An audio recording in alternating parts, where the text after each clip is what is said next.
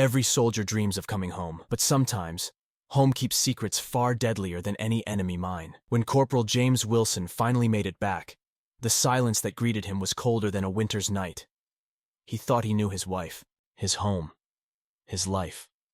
That night he realized he knew nothing at all, and the price of that knowledge would prove devastatingly high.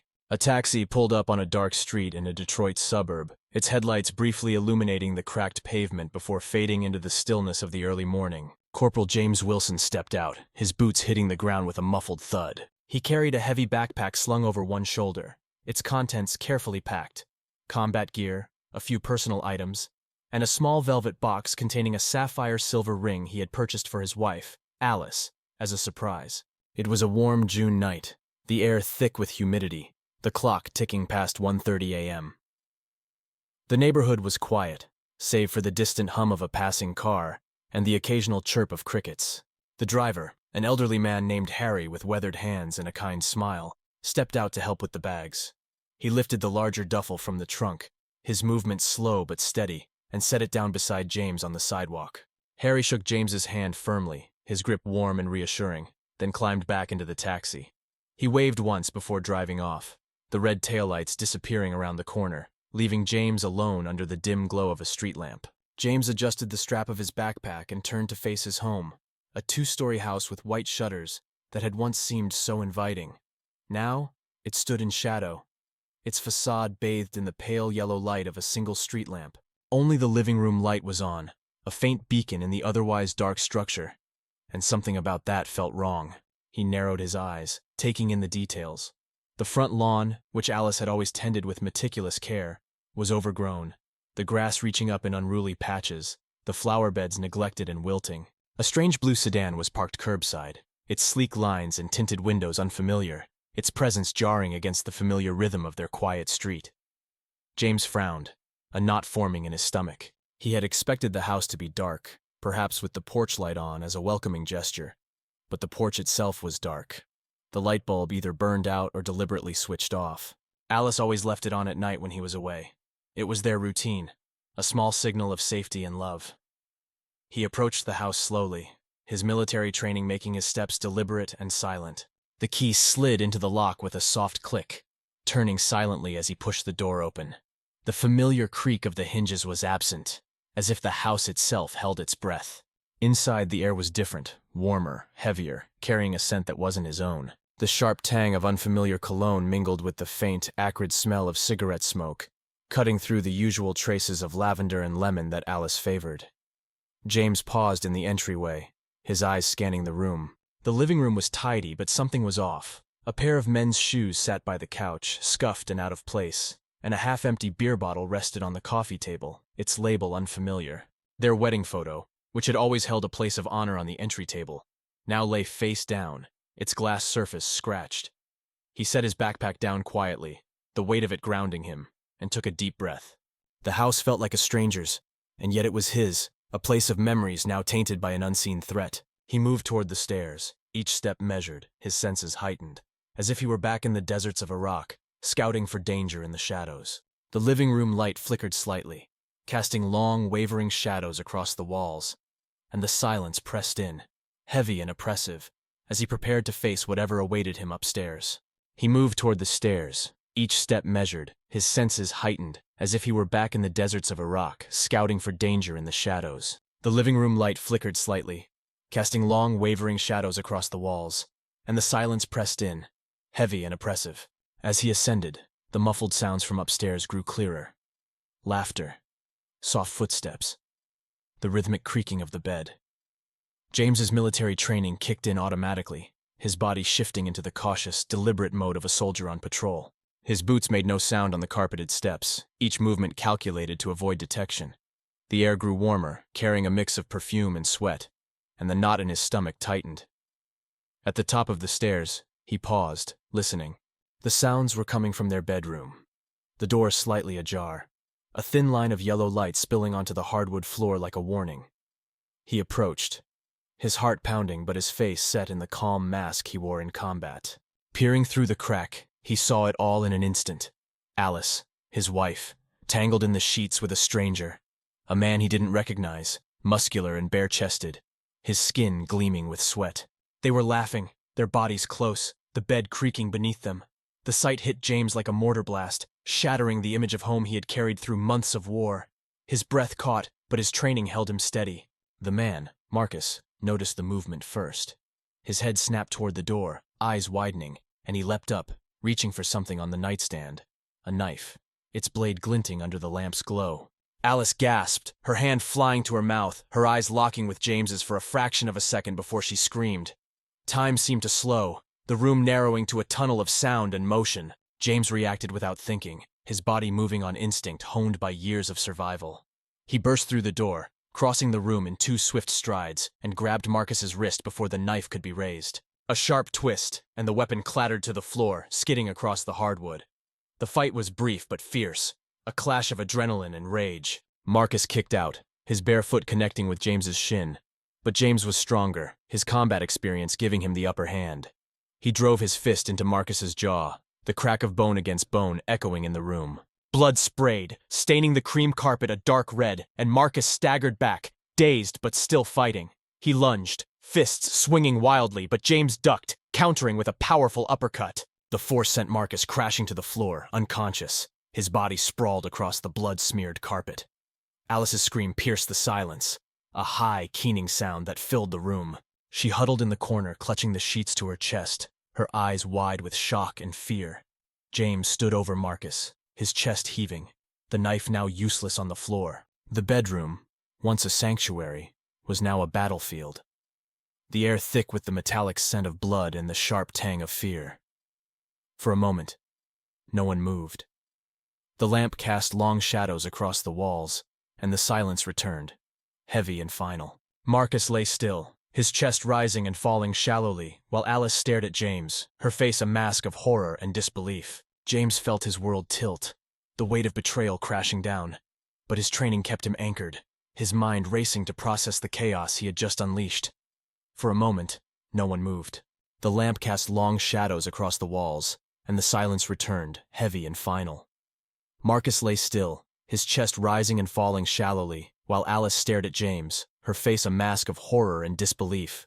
James felt his world tilt, the weight of betrayal crashing down, but his training kept him anchored, his mind racing to process the chaos he had just unleashed. Then, from outside, the sharp wail of sirens shattered the stillness, growing louder as they approached. Neighbors, awakened by the earlier commotion, had heard Alice's scream and the scuffle, and someone had called the police. Red and blue lights flashed through the windows, casting erratic patterns across the bedroom walls, turning the bloodstains into a grotesque dance of color. Officers burst through the front door, their boots pounding against the hardwood floor, weapons drawn. They moved quickly, shouting commands that echoed through the house. James, still standing over Marcus, raised his hands instinctively, his fingers stained with blood, the knife now lying forgotten on the floor. He opened his mouth to explain, his voice steady despite the turmoil inside. "I'm the homeowner," he said, his eyes meeting the lead officer's. "This is my house. I found them here." But the officers didn't hesitate. They closed in, their expressions hard, and within moments, they had him face down on the carpet, his arms yanked behind his back. The cold metal of handcuffs snapped around his wrists, tight and unyielding, as they pulled him to his feet. His protests fell on deaf ears. The scene was too chaotic, too violent to allow for immediate trust. Outside, more sirens joined the chorus as an ambulance arrived. Paramedics rushed in, their uniforms stark against the dim lighting, and attended to Alice and Marcus. Alice, still clutching the sheets, was helped to her feet, her face pale and bruised from the struggle. They wrapped her in a blanket and led her out, her steps unsteady, while Marcus, now conscious but groggy, was strapped to a stretcher and wheeled away. The house, once a sanctuary, now resembled a crime scene, with officers marking evidence, photographing bloodstains, and bagging the knife as they worked to piece together what had happened. Detective Roberts arrived shortly after, a seasoned investigator with a sharp eye and a notepad already in hand. He surveyed the bedroom, noting the overturned furniture, the blood on the carpet, the strange clothes scattered across the floor. Men's jeans, a leather jacket that didn't belong to James. The knife, now in an evidence bag, glinted under the flashlight beams, and he jotted down observations. Fight marks on the walls, a broken lamp, the faint smell of alcohol lingering in the air. He interviewed the first responders briefly, then stepped outside to oversee the removal of Alice and Marcus to the hospital. Alice was bruised but conscious, her condition stable, while Marcus required stitches and observation for a possible concussion. Back at the precinct, James sat in a holding cell, the cold metal bench pressing against his back. His face was tense, his jaw clenched, as thoughts of the past flooded his mind. Memories of his wedding day, the laughter of his children, the endless nights in Iraq where he dreamed of this homecoming. The cell was small, the walls gray and unyielding, and the silence was broken only by the distant clatter of other detainees. He stared at the floor, lost in a haze of anger, confusion, and betrayal, his hands still trembling slightly from the adrenaline. Later that evening, his sister Layla and mother Margaret arrived at the precinct, their faces etched with worry. They stood on the other side of the glass partition in the visitation area, their eyes pleading for him to look at them. Layla, younger and more impulsive, pressed her hands against the glass, mouthing words of comfort, while Margaret, older and more reserved, clutched her purse tightly, tears glistening in her eyes. They tried to reach him, their gestures filled with love and concern. But James turned away, his gaze fixed on the wall. He was lost in thought, the weight of what had happened pressing down on him. A soldier now facing a battle he never expected to fight on his own soil. He was lost in thought, the weight of what had happened pressing down on him. A soldier now facing a battle he never expected to fight on his own soil. Meanwhile, at the precinct, Detective Roberts returned to his desk, the case files spread out before him like pieces of a puzzle waiting to be assembled. The initial chaos of the night had settled into a methodical investigation, and he dove into the evidence with a detective's keen eye. He started with the phone records seized from Alice's and Marcus's devices, scrolling through months of texts that painted a picture of betrayal and deceit. The messages between Alice and Marcus were frequent, intimate, and laced with plans. References to our future, coded discussions about money, and cryptic mentions of when he's gone. Roberts noted the timestamps. Most were sent late at night, during the hours James had been deployed in Iraq, thousands of miles away. Next, he pulled bank statements from their joint account, his fingers tracing the lines of withdrawals and transfers. Large sums had been siphoned off over the past year, often deposited into an account under Alice's maiden name. The pattern was clear. Alice had been systematically draining their savings, funneling money into what appeared to be an escape fund. Receipts showed purchases of plane tickets, hotel reservations in cities far from Detroit, and even a down payment on a condo in Florida. A handwritten note found in Alice's purse detailed a plan to sell the house and disappear while James was still overseas, leaving no trace. Roberts leaned back in his chair, connecting the dots. They had intended to vanish, starting a new life together, with James out of the picture permanently. Surveillance footage from the neighborhood cameras provided further evidence. Hours of grainy video showed Marcus's car, the blue sedan, parked outside the house on multiple nights, sometimes staying until dawn. Clips captured Alice and Marcus entering and exiting together, their movements casual, as if they belonged there. One video, timestamped 3 months earlier, showed Marcus carrying boxes into the garage, while Alice stood nearby, directing him with a smile. Another clip from just 2 weeks ago revealed Alice withdrawing cash from an ATM, her face tense but determined. Roberts cross-referenced these with James's deployment schedule, obtained from military records. Every instance aligned with James's absence, a calculated betrayal timed to exploit his vulnerability. At the hospital, Alice lay in a sterile room, her face bruised and her arm bandaged from the struggle. Detectives entered, their questions sharp and unrelenting, and the pressure mounted. Under their scrutiny, Alice broke, her hands trembling as she admitted to the affair with Marcus. She described how loneliness and financial stress had driven her into his arms, how their relationship had grown from casual meetings to something deeper. But when pressed about the money, the plans, the insurance, she clammed up, her eyes darting away, her lips sealed tight. Her confession was partial, a shield against the full truth, but it was enough to send shockwaves through the room. Her parents, sitting in the waiting area, overheard the whispers of nurses and officers. Their faces paled as the reality sank in. Their daughter, whom they had raised with strict values, had not only betrayed her husband, but plotted against him. They clutched each other, their expressions a mix of disbelief and shame, unable to process the depth of her deception. Outside, the news spread quickly, fueled by leaks and rumors. Public opinion split sharply. Some blamed James, arguing he had been gone too long, leaving Alice vulnerable. Others vilified Alice, calling her a traitor to her family and her vows, their voices loud on social media and local talk shows. Protesters gathered outside the hospital, holding signs that read, "Justice for James" and "Shame on Alice," their chants echoing into the night. Back at the precinct, Roberts compiled his findings into a report, the pieces falling into place. James, still in his holding cell, learned the truth through his lawyer, who delivered the news with a grim expression. The revelation hit hard. Alice hadn't just cheated. She had wanted him gone, planning to claim his life insurance and start anew with Marcus. The sapphire ring in his backpack, meant as a symbol of love, now felt like a mockery, a token of a trust shattered beyond repair. His face hardened, but his eyes betrayed the storm within, a mix of rage, sorrow, and a soldier's resolve to face yet another enemy, this time from within his own home. The cell walls seemed to close in, but his mind raced, grappling with the betrayal that threatened to consume him. His face hardened, but his eyes betrayed the storm within, a mix of rage, sorrow, and a soldier's resolve to face yet another enemy, this time from within his own home. The cell walls seemed to close in, but his mind raced, grappling with the betrayal that threatened to consume him. Days later, the trial began, the courtroom in downtown Detroit packed with spectators, journalists, and supporters. The air was thick with tension as the prosecutor rose, presenting a case that framed James's actions as self-defense. He detailed the night's events, James returning home unexpectedly, finding Alice and Marcus in a compromising position, and the subsequent struggle that ended with Marcus unconscious and injured. Evidence photos of the bedroom, bloodstains, the fallen knife, the scattered clothes, flashed on a screen, reinforcing the narrative of a soldier protecting his territory. Yet, the prosecutor acknowledged, the force used was excessive, and James faced charges of assault with intent to cause serious injury. The defense attorney for Alice countered, arguing she was a victim of circumstance, caught in a web of loneliness and manipulation by Marcus. He painted her as a woman abandoned by a husband frequently deployed, vulnerable to the advances of a charismatic man. But the evidence told a different story. Letters found in Alice's possession outlined plans to sell the house and flee.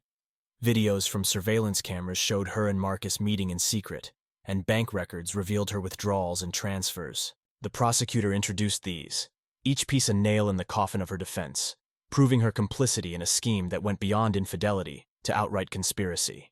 The courtroom buzzed with murmurs as the jury studied the evidence, their faces a mix of shock and judgment. James sat at the defendant's table, his posture rigid, his uniform pressed, but his eyes hollow. His lawyer, a seasoned public defender named Carter, advised him to take a plea deal to avoid a lengthy trial and potential prison time.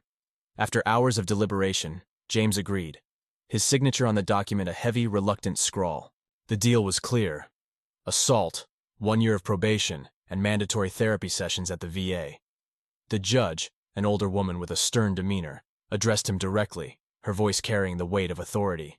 She praised his service to the country, noting his decorated record and the sacrifices he had made, but she also emphasized that violence, even in defense, required accountability. "Your actions, while understandable, cannot be condoned without consequence," she said, her gaze steady.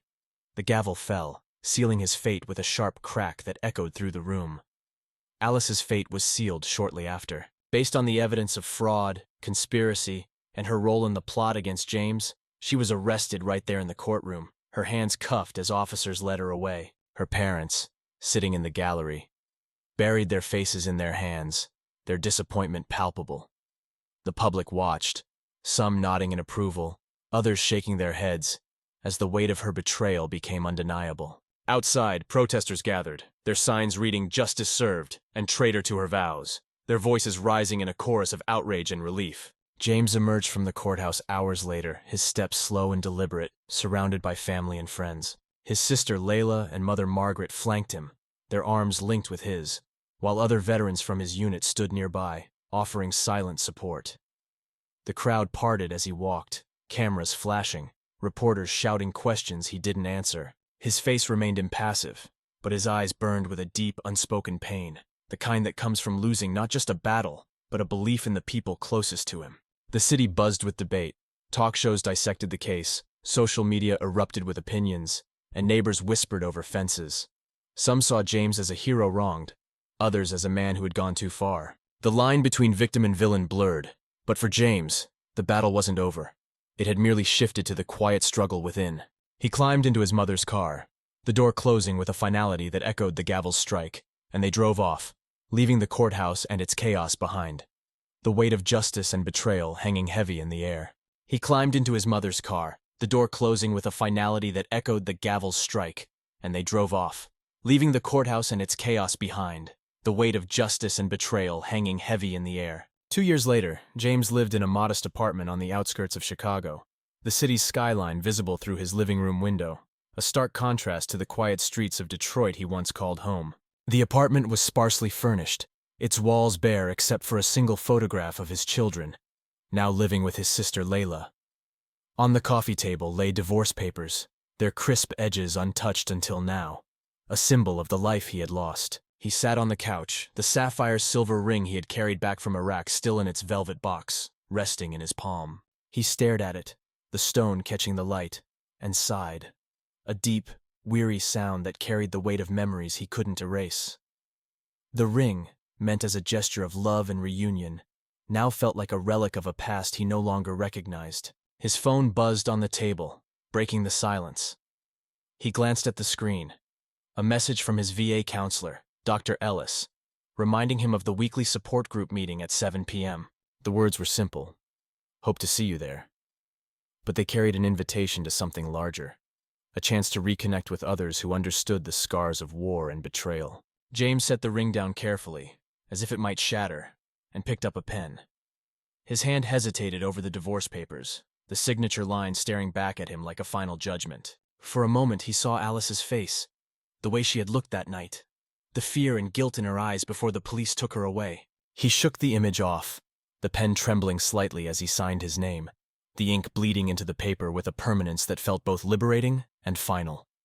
He stood, stretching his stiff muscles, and walked to the balcony. The sliding door opened with a soft whoosh, and he stepped out into the cool evening air, the city's distant hum filling the space. Chicago stretched before him, its lights twinkling against the darkening sky, a testament to life continuing despite the pain he carried.